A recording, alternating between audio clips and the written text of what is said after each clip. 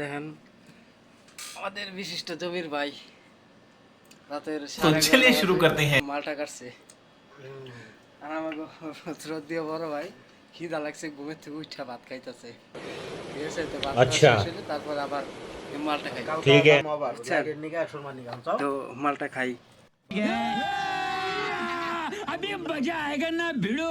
মালটা ভাই খাইতেছে মাছ দিয়া।